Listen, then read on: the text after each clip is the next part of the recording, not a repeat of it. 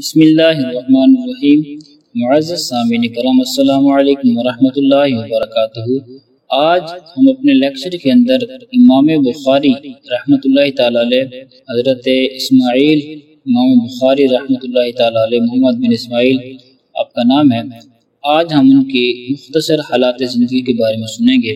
ابو عبداللہ محمد بن اسماعیل بن ابراہیم بن مغیرہ بروزبہ الجعفی البخاری رحمۃ اللہ تعالی علیہ آپ کا نام ہے، اور آپ کے القابات بھی کافی سارے ہیں، جن میں سے ناصر الحدیث النبویہ، امیر المومنین فی الحدیث، امام المحدثین، شیخ الفاظ شامل ہیں۔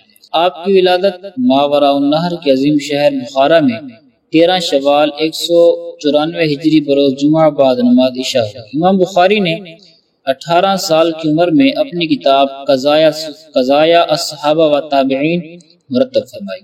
یہ کتاب حرمین شریف بین میں لکھی، بعد ازاں امت خضرا کے پہلو میں بیٹھ کر چاند کی دلکش چاندنی میں اپنی عظیم کتاب تاریخ کبیر تصنیف فرمائی۔ آپ علیہ رحمہ خود فرماتے ہیں کہ تاریخ میں کوئی نام ایسا نہیں جس کے بارے میں مجھے کوئی واقعہ یاد نہ ہو، مگر طوالت کے خوف سے میں نے ایسے واقعات تحریر نہیں کی۔ امام بخاری فرماتے ہیں کہ مجھے 1 لاکھ صحیح احادیث اور 2 لاکھ غیر صحیح احادیث یاد ہیں۔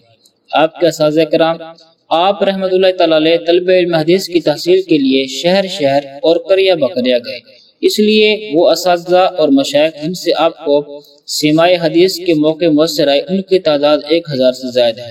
آپ کے اساتذہ میں مختلف طبقات کے افراد شامل ہیں، یعنی اکابر، اماثل اور اصاغر ہیں۔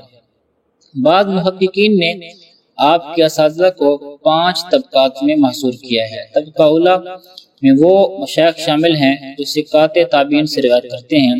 طبقہ ثانیہ، اس کے اندر وہ مشائخ ہیں جو طبقہ اولا کے ہم عصر ہیں لیکن وہ ثقہ تابعین سے روایت نہیں کرتے۔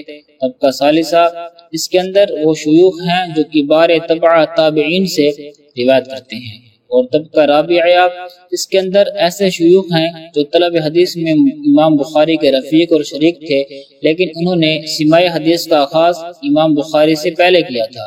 اور طبقہ خامسہ کے اندر وہ مشائخ ہیں جو فی الحقیقت امام بخاری کے تلامذہ تھے۔